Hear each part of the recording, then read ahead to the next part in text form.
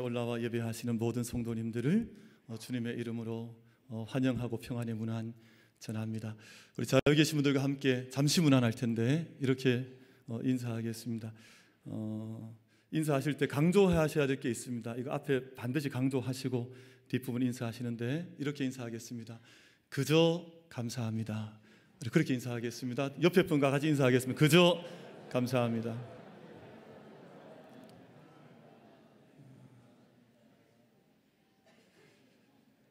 근데 그저를 강조를 잘 안 하시는 것 같아요. 다시 우리 방금 인사 안 하셨던 분들과 이게 그저라는 말은 이유가 없다는 말입니다. 모든 것이 다 감사하는 그런 뜻이거든요. 다시 한번 인사할 텐데 방금 인사하지 못하셨던 뒤에 분이나 조금 한 두세 칸 떨어진 분과도 한번 인사하겠습니다. 그저 이번에는 그저 고맙습니다. 그렇게 인사하겠습니다. 그저 고맙습니다.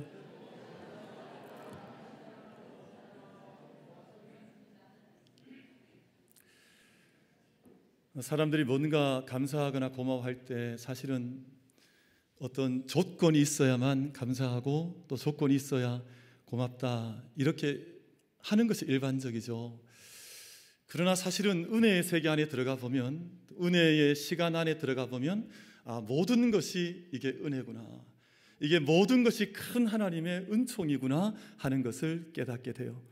그러니까 이제 은혜가 얕을 때는 자꾸만 뭔가 이유를 자꾸 찾아요.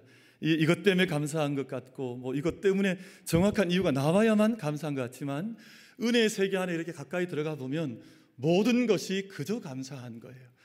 하나님의 은혜가 있다는 것이 감사하고, 하나님께서 우리를 사랑하신다는 것이 감사하고, 하나님께서 우리를 행하신 모든 일이 은혜 입은 자에게는 모든 것이 감사함으로 고백되어지는 줄로 믿습니다. 제가 오늘 이른 새벽에 좀 일찍 일어났었는데요, 봤더니 저희 그 둘째 녀석이 서울에 있다가 내려와서 집 안에서 잠을 자고 있는 거예요. 근데 가만히 봤더니 잠을 잘 자요. 코 골고 막 잠을 자는데, 근데 이유가 아무것도 없어요. 그냥 이제 누워있는 잠을 자는 그 모습 자체가 너무 고마운 거예요. 아니, 아이가 집에 누워있구나, 아이가 건강하게 잠을 자고 있구나, 그냥 그 모습, 그냥 자는 모습 자체가 너무 고마운 거예요. 이제 대학생이 다 되었으니까 이제 깨어 있을 때 뽀뽀하면 큰일 나잖아요. 제가 그래서 자는데 몰래 가서 입에 뽀뽀 한번 했어요. 만약 깨어났으면 제가 혼났을 텐데 깨어나지 않더라고요. 그냥 감사한 거예요. 그럼 저희가 모든 삶을 살아가는 동안 하나님의 은혜의 세계 안에 들어와 있으면, 하나님의 은혜의 삶을, 시간을 우리가 살아가면 모든 것이 은혜인 줄로 알고 그 은혜가 깊어져가는 삶을 함께 경주해 나아가는 우리 모든 만민 예배자들, 우리 모든 만민 가족들 다 되어지시기를 주님의 이름으로 축복합니다. 근데 문제는요, 우리가 삶을 살아가다 보면 그 은혜의 시간이 자꾸만 지나다 보면 은혜가 당연한 것처럼 느껴질 때가 있습니다. 이게 내게 절절하게 다가오는 것이 아니라 이게 내게 정말 이게 충격적으로 다가오거나 내게 이게 좀 이게 큰 은혜의 물결로 다가와야 하는데, 사실은 은혜는 큰 물결처럼 내게 일렁이고 다가오는데 내가 그것을 당연하게 받을 때가 있더라는 거예요. 그러면 그때는 은혜가 은혜되지 못하는 삶을 살아가는데, 그때 정말 하나님의 은총이 다시 한번 우리에게 임해야 될 때가 바로 그때입니다. 시간이 많이 지나다 보면 감사한 것을 자꾸만 잃어버려요. 이게 얼마나 큰 은혜였던가 하는 것에 대한 망각증이 우리 인간의 죄된 인생 속에 자꾸만 그렇게 다가올 때가 있더라는 겁니다. 오늘 장로님께서 지난 한 해 동안 섬기셨던 남선교회, 또 여선교회, 또 모든 구석구석을 두고 감사를 올려드리셔서 얼마나 감사한지 몰라요. 저도 기도에 깊이 참여를 했습니다. 그런데 제가 지난 주간에 깜짝 놀란 일이 있었는데요, 우리 목, 금, 토 3일, 사흘 정도 우리 시무 장로님들, 또 우리 피택 장로님들, 그리고 우리 집사님들 한 4-5분이 우리 지하 그 기도실로 가는 통로 옆에 있는 창고가 하나 있는데 그 창고에 가셔서 일을 하셨습니다. 들어가셔서 모든 먼지 다 뒤집어 쓰시고, 근데 이제 저는 우리 아마 그 창고 모르시는 분도 많이 계실 거예요. 창고가 어디 있냐? 오늘 한번 내려가 보시면 압니다. 이따 한번 내려가 보세요. 근데 그 창고가 문은 작은데 들어가 보면 안에 공간이 제법 큰데, 그 큰 공간 안에 10년 동안 묵었던 짐들이 거기 다 쌓여 있었던 거예요. 그래서 우리 장로님들 먼지 다 뒤집어 쓰시고 모든 짐을 다 이제 정리해야 될 것들은 다 넣으셨어요. 보니까 우리 윤정근 권사님 따님 결혼할 때 앞에 세워놓았던 그 결혼 팻말도 거기 있더라고요. 그러니까 뭐 없는 게 없어요. 거기 보면 모든 게 다 있는데 우리 장로님들께서 그거 지난 주간에 다 청소를 하셔서 다시금 창고를 다 깨끗하게 그 작업을 며칠을 했다고요? 3일을 했어요. 3일을 그 먼지를 뒤집어 쓰고 하셨는데 제가 어제 오후에 잠깐 내려가서 그 모습 뵈면서 제 마음속에 깨달아지는 것 한 가지가 있다. 일단은 고맙고, 두 번째는 제 마음속에 다가오는 마음이 우리 삶도 이럴 수 있겠구나. 깊고 깊은 곳 안에 있던 창고 같은 우리 마음 깊숙한 곳에, 우리 영혼 깊숙한 곳이 사실은 정결하게 깨끗하게 빛으로 충만해져 있어야 하는데, 사실 우리가 알지 못했던 사이에 그곳에 때가 끼고 먼지가 쌓이고 많은 것들이 켜켜이 쌓이면서 우리 안에 있어야 될 것들 우리가 돌아보지 못했던 것은 아닌가 하는 그런 생각이 들더라고요. 근데 여러분, 은혜의 때를 우리가 맞이한다는 것은, 우리가 이번에 성탄의 계절을 맞이하고 있는데 대림의 마지막 주일을 저희가 보내고 있는데, 이때가 우리에게 얼마나 큰 은혜의 시간인지 모릅니다. 왜냐하면 성탄의 계절은 하나님의 생명의 빛을 우리가 영접하는 시간이잖아요. 이 땅의 어둠 속에, 지독한 어둠 가운데 빛으로 오신 예수 그리스도를 우리 삶 가운데 영접하여 드리는 시간인데, 여러분, 저희가 단지 그냥 행사 때문에 바쁘고 이리저리 쫓아다니고, 여러분 오늘 또 이거 많이 바쁘잖아요. 사실은 예배 드리고 나면 오후에 또 찬양 축제가 있고, 또 내일 되면 또 예배를 드려야 하고, 또 송구 영신 예배가 있고, 여러분 우리가 분주한 것처럼 보이는 우리의 일상의 삶이라 할지라도 우리의 깊은 것 어둠 속에 던져나와서 많은 먼지 쌓이고 이런저런 정리해야 될 것을 쌓아두는 인생이 아니라, 우리 만민의 모든 사랑하는 성도들께서 2023년 성탄절을 우리 영혼 깊숙한 곳에 생명의 빛을 받아서 우리가 다시금 정리해야 될 모든 것들을 은총 가운데 정리할 수 있는 영적 계절로 함께 지날 수 있는 우리 모든 만민 가족들 다 되어지시기를 주님의 이름으로 축복합니다. 그래서 우리가 이번 시간에 좀 버릴 것을 다 버리는 겁니다. 2023년 안에 내가 좀 버려야 할 것들을 내가 그렇게 붙들고 있었으면 우리 안에 쓰레기 쌓고 사는 것이거든요. 근데 그 쓰레기를 좀 내어놓는 겁니다. 내가 버려야 할 생각도 내가 좀 정리해야 될 생각이 있을 겁니다. 내가 좀 던져 버려야 할 생각이 있을 터인데, 그 생각도 좀 하나님 은총 속에, 예수 그리스도 은총의 보좌 앞에서 그것도 던져 빛 앞에 우리 자신을 정리해내는 겁니다. 사랑하는 우리 만민의 모든 가족 여러분, 2023년 대림의 절기와 성탄의 계절이 우리의 모든 삶을 새롭게 할 수 있는 은총의 절기, 빛의 절기, 회개의 절기로 함께 나아가는 우리 모두가 다 될 수 있게 되기를 주님의 이름으로 축복합니다. 그래서 자꾸만 은혜가 깊어지는 삶을 사는 거예요. 대림절을 맞이하면 또 한 분의 은혜의 세계 안으로 우리가 더 들어가는 거예요. 세상의 물리적인 법칙은 은혜가 자꾸만 삭감되거든요. 그 뜨거웠던 은혜가, 그 뜨거웠던 마음이 자꾸만 식어지는 것이 세상의 물리적인 법칙이잖아요. 근데 하나님의 은총을 얻고 나면 이거 자꾸만 더해지는 삶을 사는데, 제가 예전에 존경하는 권사님 한 분이 있습니다. 그 권사님께서 참 일평생 기도 자리 떠나지 않으시고 매일 새벽 추운 겨울에도 2층 새벽 기도 자리 제일 앞자리에 오셔서 돌아가실 때까지 새벽 제단 지키셨던 권사님이신데, 그 권사님께서 마지막 임종 전에 하셨던 말씀이 이것입니다. 모든 것이 은혜였다. 그 고백하시고 돌아가셨어요. 그 고백하시고 주님 품에 안기셨는데, 오늘 마침 감사하게도 오늘 찬양대가 찬양드렸던 그 찬양의 주제가 은혜의 찬양. 제가 아까 봤더니 나 기억합니다 주님의 은혜, 이것이 마지막 소절 찬양이더라고요. 나 기억합니다 주님의 은혜. 여러분, 이번 성탄절을 지내는 동안 이 모든 계절이, 이 모든 절기가, 이 모든 시간이 하나님의 은혜인 것을 기억할 수 있는, 은혜가 절절해지는, 은혜가 깊어지는 그 절기를 함께 걸어갈 수 있는 우리 모든 만민 가족들 다 되어지시기를 주님의 이름으로 축복합니다. 그런데 말씀드린 것처럼 우리가 은혜 안에 깊이 들어와 있으면 이게 은혜인 것을 잘 알지를 못해요. 우리가 이 나라 안에 사는데 대한민국이 얼마나 좋은 나라인지를 잘, 그 은혜를 알지를 못해요. 그러니까 젊은이들이 지난주에 보니까 무슨 서울에 있는 담벼락에다가 팍 락카칠 해버리고 뭐 이런 일이 벌어진단 말이에요. 왜냐하면 이 나라에 살아가는, 이 전통 안에 살아가는 것이 얼마나 큰 은혜인지를 잘 알지 못한다는 뜻입니다. 우리가 건강할 때는 건강이 은혜인 것을 알지 못해요. 근데 오히려 이게 기적인 것을 알지를 못해요. 근데 건강을 잃어버리고 나면 건강이 얼마나 절절한지 몰라요. 우리 가족들도 얼마나 이게 은혜인지 몰라요. 우리가 함께 예배드리고 있다고 하는 것, 이 옆에 계신 분이 한 분 예배하고 있다는 것이 얼마나 큰 은혜인지 모르는, 이게 정말 은혜 중에 은혜요, 사건 중에 사건이요, 기적 중에 기적인데, 여러분 이 기적을 잘 알지 못할 때가 많아요. 여러분 옆에 계신 분이 그냥 앉아 있는 게 아닙니다. 기적 중에 앉아 계신 거예요. 이 정말 미러클이에요, 미러클. 옆에 계신 분 눈 한번 살짝만 보세요. 째려보지 말고 살짝만 보세요. 여러분, 그분이 지금 70수억 인구 중에 한 사람이 그 옆에 앉아 있는 것이거든요. 근데 이게 그냥 무덤덤한 것처럼 당연히 앉아 있겠거니, 이게 뭐 그냥 은혜이 그러겠거니 하면 이게 은혜가 되지 않는 거예요. 하나님께서 이분을 내 옆에 어떻게 앉혀주셨는가, 이게 다가올 때 이게 은혜가 되는 것이거든요. 그래서 때로는 깜짝깜짝 놀라야 됩니다.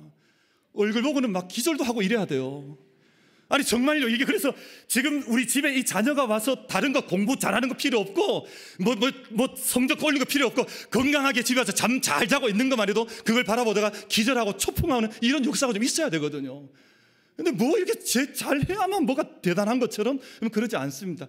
제가 이게 왜 우리가 이 말씀을 드리냐 하면, 제가 만민교회 목회한 지도 이제 10년이 지나서 있는데 예배 드리다가 기절한 분이 한 분도 없더라고요.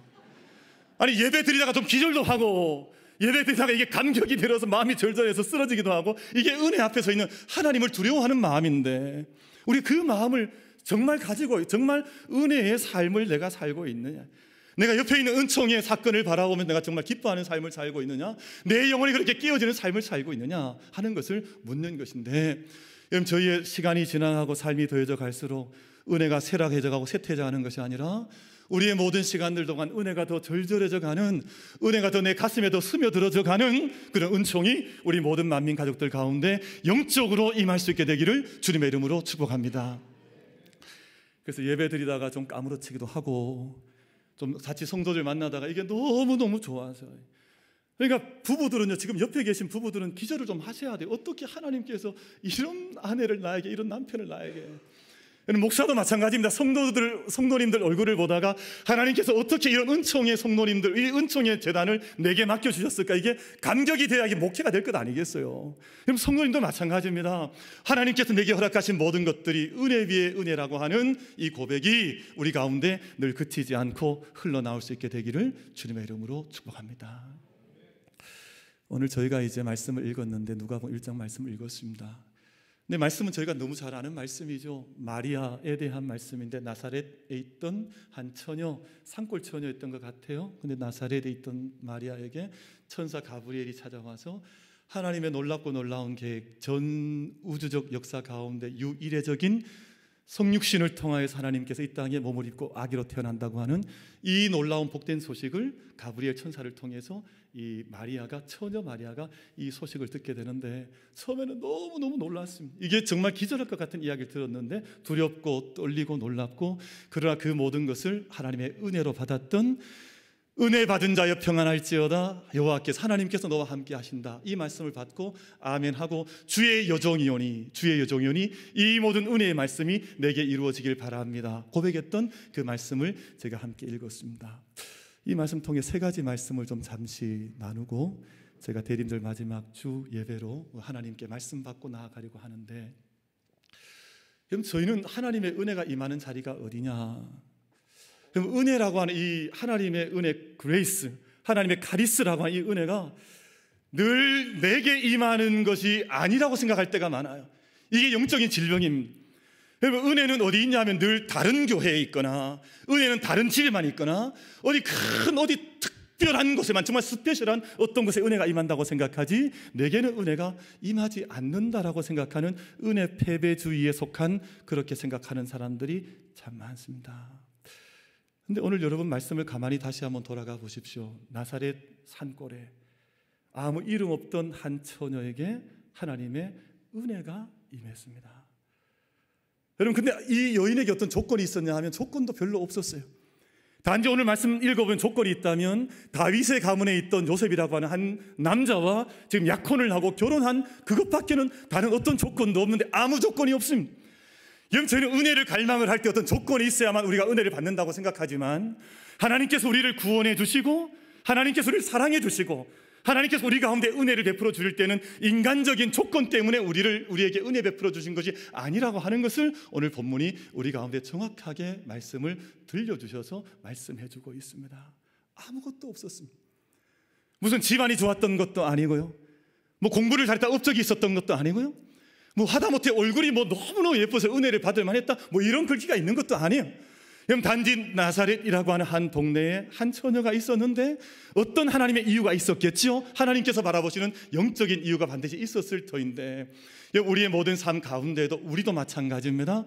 우리가 대단히 평범한 것 같고 아무것도 아닌 것처럼 보여도 내가 하나님의 은총을 입은 자, 은혜를 입은 자라고 하는 이 영적인 고백이, 이 영적인 우리의 진술이 우리 입술 가운데서 끊쳐지지 않게 되기를 주님의 이름으로 축복합니다. 나도 은혜를 입은 사람이라고 하는, 은혜 입은 자의 평안할지어다라고 하는 이 하나님의 은총의 고백이, 은총의 격려가 우리 마음속에 울려 퍼지게 되는 은총이 우리 모든 만민 가족들 가운데 임하게 되기를 주님의 이름으로 축복합니다. 저는 은혜를 받았다, 이게 은혜구나, 이 고백이 점점 더 깊어져야 된다고 생각을 해요. 어떤 우리 인간의 눈에 보이는 조건이 아니라 나사렛 산골 가운데 살아가는 보잘것없는 여인이라 할지라도 그것 가운데 주님의 은혜가 임하면 하나님의 놀라운 역사가 이루어졌는데, 여러분, 저는 매 성탄절 때마다 이 말씀을 읽으면 이것은 마리아의 이야기지 이렇게 생각을 해요. 이건 마리아의 이야기지. 마리아가 말이야, 옛날에 나사렛 살았는데 말이야, 은혜를 받았단 말이야, 뭐 이렇게 이야기한단 말이에요.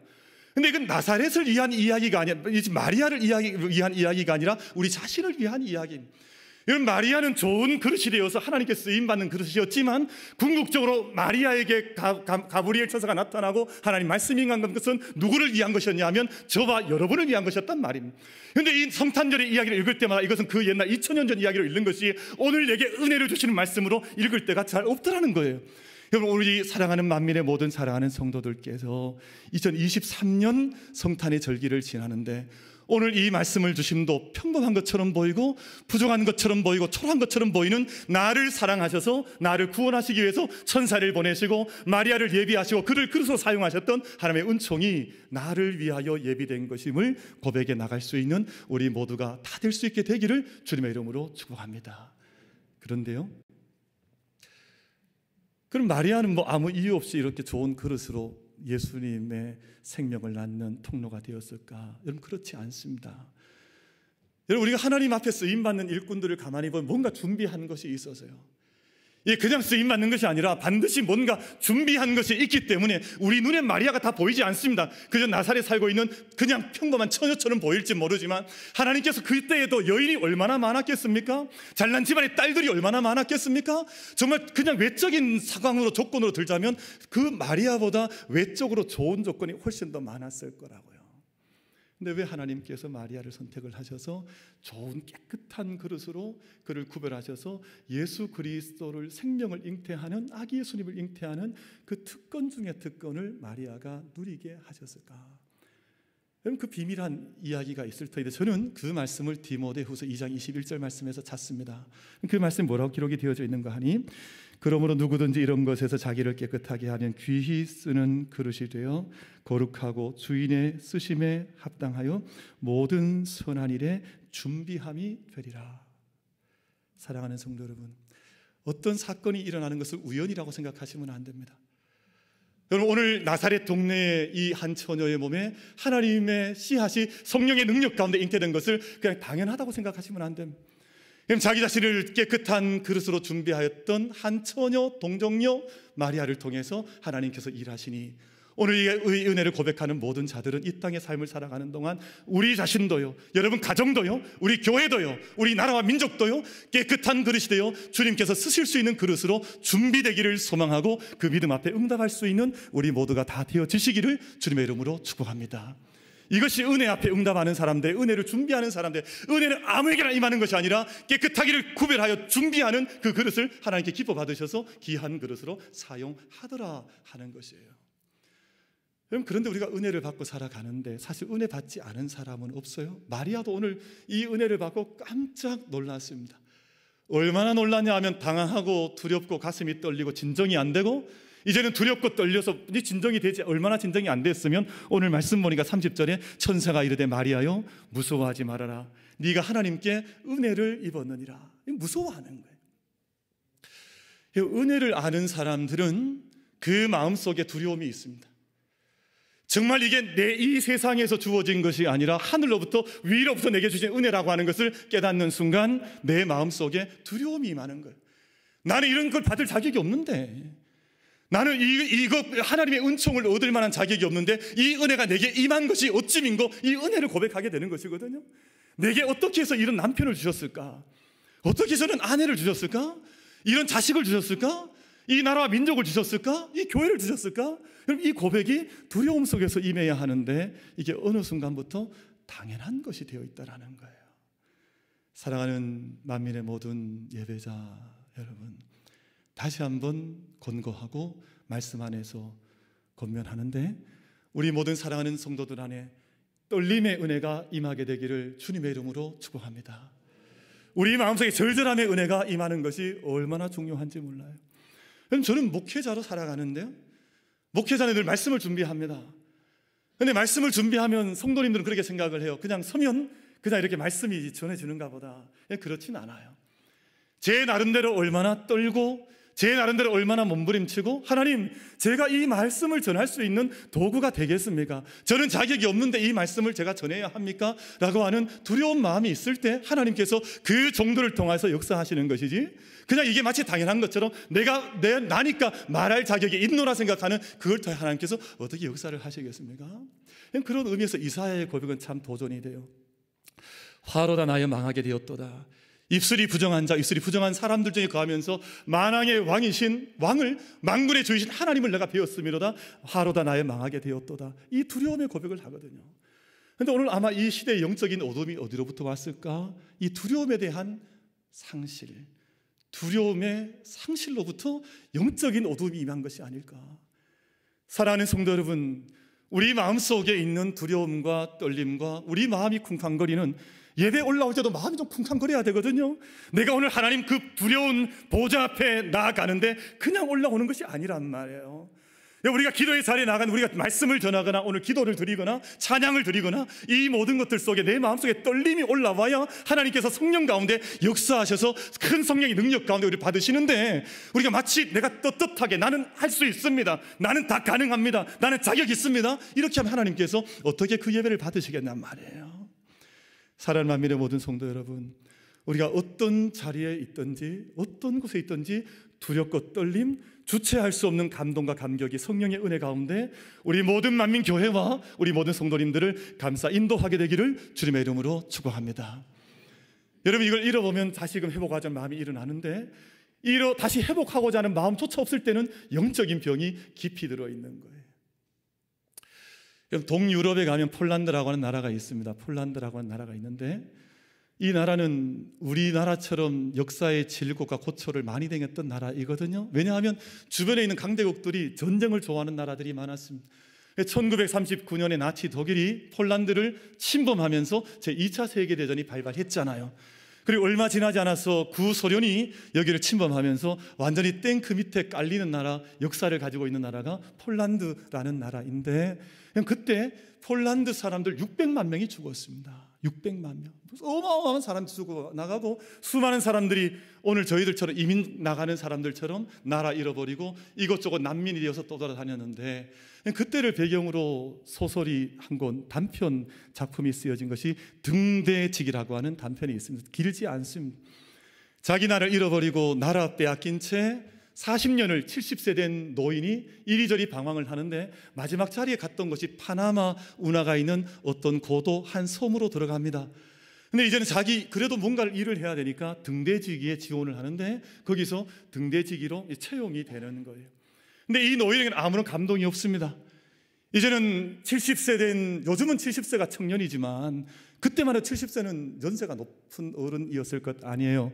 근데 매일같이 하늘 나는 기러기 바라보고, 그냥 높이 이는 파도 바라보면서 언제 내 생명이 끝날까 그거 기다리는 인생을 살았는데, 어느 날 정말 뜻하지 않게 작은 소포 하나를 받게 돼요. 근데 이 소포가 어디서 날라왔냐 하면 뉴욕 폴란드 문인협회에서 보낸 폴란드어로 된 시집 한 권을 받은 거예요.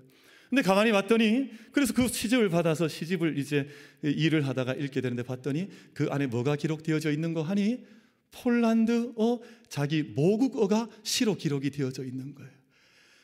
여기서 이 어른이 전율을 느끼는데요, 내가 내 언어로 된 책을 내가 읽는구나, 내가 내 말로 된 이 책을 읽는구나. 그 자리에서 수시간을 엎드려서 일어나지를 못합니다. 그 폴란드어에 감동이 되고 폴란드 말에 감동이 되어서 이 등불을 켜야 하는데, 이 등대 불을 켜야 하는데 등대 불 켜는 것도 잃어버리고 거기서 엎드려서 그 수시간을 보내요. 그러니까 그 글에 읽어보면 기러기들이 와서 이 할아버지한테 각 기룩기룩하고 먹이 달라고 그런 장면이 기록이 되어져 있거든요. 제가 한번 여쭤보겠습니다. 혹시 오늘 우리 예배자들 가운데 나는 한국말을 사용하는 것이 너무 감사합니다, 손 한번 들어보세요. 일부 예배 때는 없던데. 아니 2부 예배는 왜 이렇게 뭐 소식을 들으셨나요? 아니 우리는 사실은 우리가 우리 말을 사용을 하고 사실 이걸 은혜를 누리고 이것으로 우리 말로 기도를 드리고 이 말로 찬양을 드리고 이 말씀으로 성경을 읽고 하는데, 사실은 가만히 보면 이 말하는 것도 우리 매일같이 쏟아내니까 감사함이 없다고요.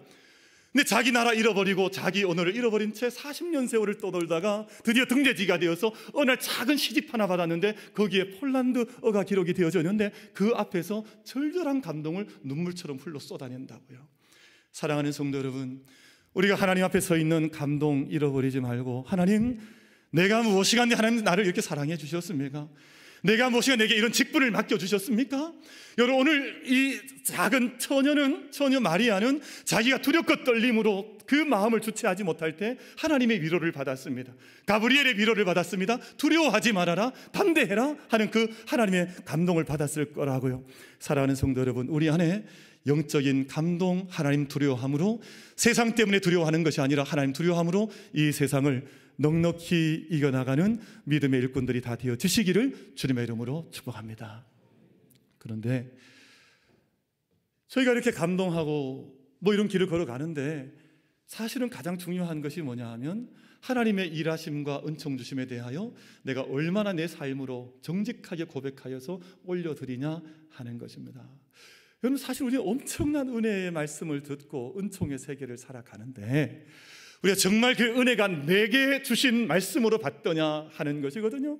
여러분, 오늘 저희가 읽었던 이 말씀 앞에 사가랴라고 하는 엘리사벳이라고 하는 대제사장, 연세 높으신 당시의 종교인이 나오는데, 여러분 이 사가랴는 똑같은 상황을 당했었습니다. 그런데 이 말씀을 믿지 않은 거예요. 나는 하나님 내게 그렇게 기도는 많이 했어요. 하나님 우리에게 아들 주십시오, 아들 주십시오. 근데 정말 아들 준다고 그랬더니 못 믿는 거예요. 아니 무슨 상황, 이런 상황이 있어요. 그럼 기도를 하지 말든지. 근데 그렇게 기도하고 났을 때 하나님께서 천사 보내셔서 내게 아들이 있을 거다 그랬더니 믿지 않은 거예요. 정말 믿음 생활하지 않은 거예요. 근데 오늘 말씀을 보십시오. 감당할 수 없는 말씀 받았습니다. 이건 내가 받을 수 없는 말씀이라고 생각하는 큰 말씀 받았습니다. 우리가 한번 확인해 보실까요? 여러분, 우리 35절부터 제가 잠시 읽어보면 이렇습니다. 천사가 대답하여 이르되 성령이 내게 임하시고 지극히 높으신 이의 능력이 너를 덮으시리니 이름으로 나실 바 거룩한 이는 하나님의 아들이라 일컬어지리라. 보라, 내 친족 엘리사벳도 늙어서 아들을 배었느니라. 본래 임신하지 못한다고 알려진 이가 이미 6달이 되었나니 대저 하나님의 모든 말씀은 능하지 못하심이 없느니라. 아멘. 이 말씀을 받았다고, 놀라운 말씀 받았는데 아마 우리 마음이 사가랴 같았으면 우리 이 말씀 아멘 하지 못했을 겁니다. 나는 그 말씀 받을 자격 없습니다. 나는 그 말씀 받을 수가 없습니다. 나는 작은 나사렛에 살고 있는 촌년에 불과한데 무슨 그런 말씀을 나에게 주십니까? 내 말씀이 아니라고 생각을 했을 거라고요. 근데 마지막 말씀을 보면 나사렛 있던 산골 처녀 마리아가 정말 아직 나이 연소하고 보잘것 없었을지 모르지만 이 모든 것을 성령의 능력과 감동 속에서, 이 감격 속에서 이것을 아멘하여 받는다고요. 마지막 절 말씀인데 마리아가 이르되 주의 여종이오니 말씀대로 내게 이루어지이다 하매 천사가 떠나가니라. 주의 여종이오니 말씀대로 내게 이루어지이다. 여러분, 이 말씀이 우리 평생의 고백이 되는 말씀이 되기를 주님의 이름으로 축복합니다. 우리가 하나님의 약속의 말씀 읽을 때마다 한 절 한 절 줄 긋고 읽을 때마다 주의 종이오니 이 말씀이 내게 이루어지기를 소망합니다.